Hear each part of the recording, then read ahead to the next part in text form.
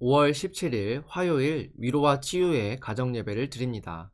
다 같이 주기도문 하겠습니다. 하늘에 계신 우리 아버지, 아버지의 이름을 거룩하게 하시며 아버지의 나라가 오게 하시며 아버지의 뜻이 하늘에서와 같이 땅에서도 이루어지게 하소서. 오늘 우리에게 일용할 양식을 주시고 우리가 우리에게 잘못한 사람을 용서하여 준 것 같이 우리 죄를 용서하여 주시고 우리를 시험에 빠지지 않게 하시고 악에서 구하소서. 나라와 권능과 영광이 영원히 아버지의 것입니다. 아멘. 찬송가 463장 신자 되기 원합니다. 찬송가 463장을 부릅니다.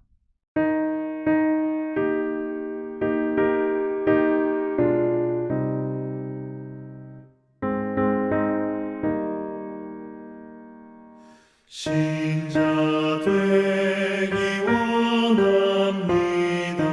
진심으로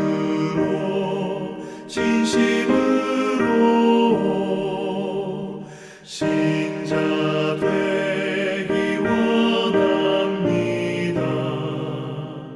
진심으로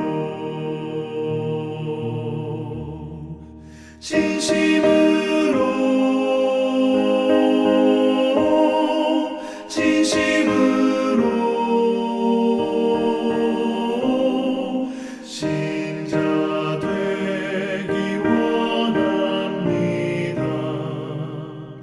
진심으로 사랑하기 원합니다. 진심으로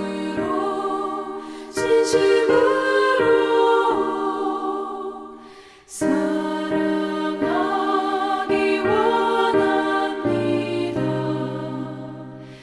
진심으로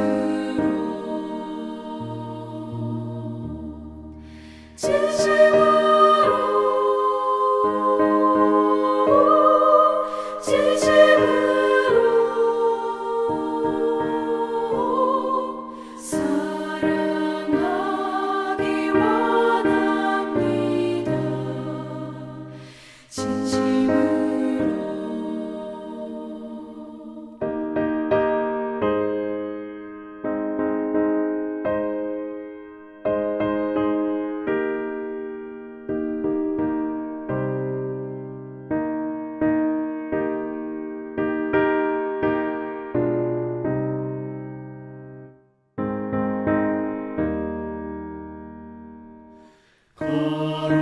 거룩하기 원합니다. 진심으로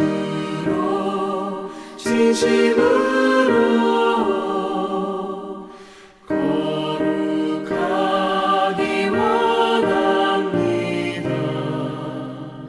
진심으로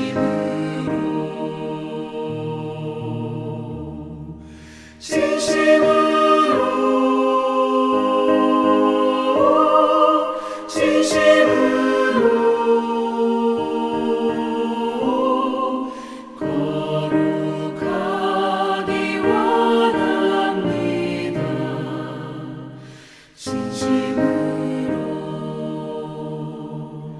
예수 닮기 원합니다.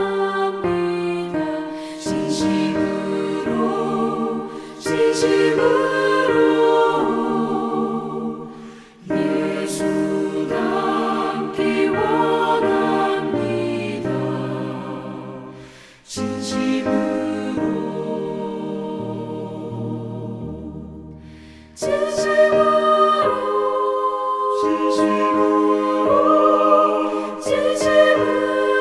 예수 닮기 원합니다. 진심으로 예수 닮기 원합니다. 진심으로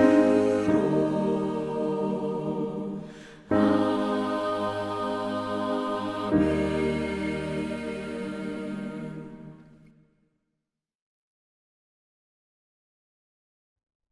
오늘 우리에게 주시는 하나님의 말씀은 사도행전 11장 27절로 30절까지의 말씀입니다. 사도행전 11장 27에서 30절을 한 절씩 교독하겠습니다. 제가 전체를 읽겠습니다. 그때 선지자들이 예루살렘에서 안디옥에 이르니 그 중에 아가보라 하는 한 사람이 일어나 성령으로 말하되 천하에 큰 흉년이 들리라 하더니 글라우디오 때에 그렇게 되니라. 제자들이 각각 그 힘대로 유대에 사는 형제들에게 부조를 보내기로 작정하고 이를 실행하여 바나바와 사울의 손으로 장로들에게 보내니라. 아멘. 오늘 본문은 이방인들의 교회의 모범이자 이방인 교회의 출발점인 안디옥 교회의 지속적인 사역에 대해서 이야기하고 있습니다. 한창 안디옥이 바울과 바나바에 의해서 부흥의 물결이 퍼지고 있었을 때 천하에 큰 흉년이 듭니다. 하나님의 역사가 놀랍게 일어나는 순간에는 늘 어려움이 따르는 것 같습니다. 이러한 어려움을 안디옥 교회는 어떻게 이겨내었는지 오늘 말씀을 통하여 살펴볼 수 있기를 바랍니다. 이때에 일어난 흉년은 성경이 아닌 다른 로마의 역사가들에 의해서도 기록될 만큼 굉장히 큰 흉년이었습니다. 그것은 예루살렘 교회뿐만이 아니라 안디옥 교회 역시 기근이 동일하게 임했다라는 것을 뜻합니다. 그런데 29절을 보면 안디옥에 있는 제자들이 각각 상황이 되는 대로 예루살렘에 사는 형제들에게 경제적인 지원을 하기로 결정한 것을 볼 수가 있습니다. 그들은 결정하기로 마음만 먹지 않았습니다. 이어지는 30절을 보면 이를 실행하여 바나바와 사울을 통해 전달했다라고까지 기록합니다. 예루살렘 교회의 파송을 통해 세워졌던 안디옥 교회에서 이제는 오히려 예루살렘 교회를 돕는 교회로 성장하게 된 것입니다. 특별히 이들의 부조는 다른 사람이 아닌 바나바와 바울을 통해 전달되고 있다는 것을 발견합니다. 이것 또한 우리에게 생각할 거리를 던져주고 있습니다. 오늘 본문은 흉년이라는 상황 속에서 안디옥 교회를 통해 바람직한 교회 공동체가 어떠한 공동체인지를 말씀하고 계십니다. 그것은 바로 끈끈한 사랑의 공동체입니다. 자신의 상황이 좋지 않았지만 그럼에도 불구하고 각각 그 힘대로 능력대로 부조를 보냈습니다. 그들은 그리스도 안에서 형제된 자들을 그들의 고통을 눈뜨고 지켜보지만 않았습니다. 말만 도와주겠다고도 하지 않았습니다. 마음만 모으고 그치지도 않았습니다. 물론 마음을 함께 해주는 사실만으로도 엄청난 힘이 됩니다. 그러나 그들은 실제 자신이 가지고 있던 물질을 나누어서 예루살렘 교회에 보냈습니다. 이러한 일들은 그들에게 당연한 일이었습니다. 왜냐하면 그들에게 있어 예루살렘 교회는 주 안에서 형제자매라는 인식을 분명하게 갖고 있는 교회였기 때문에 그렇습니다. 이제 이 메시지를 우리에게 한번 던져볼 수 있기를 바랍니다. 과연 우리에게 안디옥 교회 교인들과 같은 주 안에서 하나된 형제자매라는 인식이 얼마나 있습니까? 교회 내에 누군가의 아픔을 들었을 때 우리는 얼마나 그 아픔에 동참하였습니까? 교회 안에서 기쁜 소식을 들었을 때 우리는 얼마나 함께 기뻐해 주었습니까? 주님이 원하시는 교회는 개인이 아니라 공동체라는 사실을 꼭 기억할 수 있기를 바랍니다. 주님의 몸된 교회는 팔과 다리, 눈과 귀가 각각 따로 작동하는 공동체가 아닙니다. 머리 되신 예수님을 따라서 하나의 몸이 유기적으로 움직이는 공동체입니다. 오른쪽 다리를 다치면 왼쪽 다리가 조금 더 수고하는 것입니다. 오른쪽 팔이 아프면 왼쪽 팔도 그 고통을 함께 나누는 것이 하나된 한 몸입니다. 우리 교회 역시 주님의 몸된 하나의 공동체가 될 수 있기를 바랍니다. 또한 안디옥 교회는 이러한 도움을 물질만으로 하지 않았습니다. 그들은 바나바와 사울을 직접 보내 부조를 전달하게 하였습니다. 안디옥에서 예루살렘까지의 거리는 약 790km 정도 된다고 합니다. 이것은 서울, 부산을 왕복하는 거리입니다. 중요한 역할을 감당하는 두 지도자가 오랜 시간 자리를 비우게 되면 안디옥 교회의 사역에도 차질이 생길 수밖에 없습니다. 그러나 그들은 물질만이 아니라 마음과 시간도 함께 전달했던 것입니다. 기도와 동역자의 마음까지 함께 전달했던 것입니다. 성경을 보면 섬김의 왕으로 불리는 이가 한 명 등장합니다. 그것은 바로 우리 주 예수 그리스도이십니다.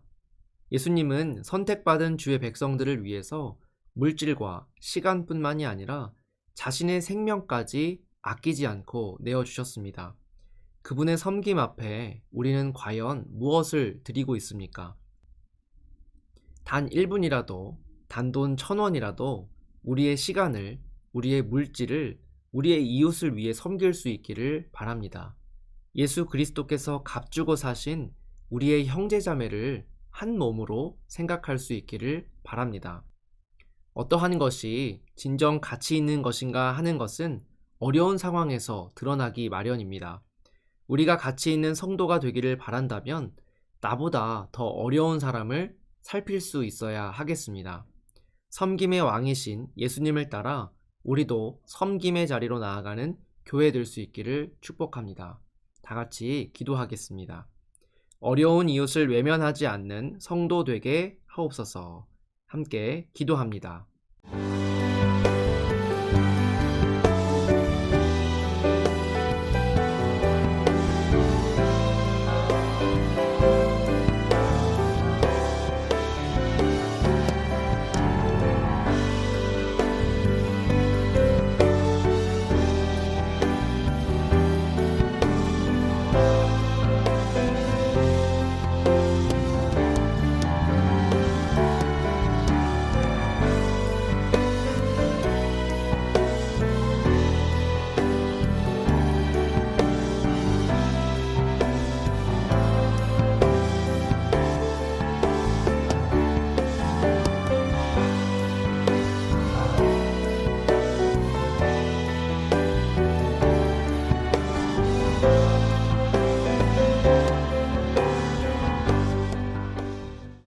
주님의 몸된 교회를 돌보게 하시니 감사합니다.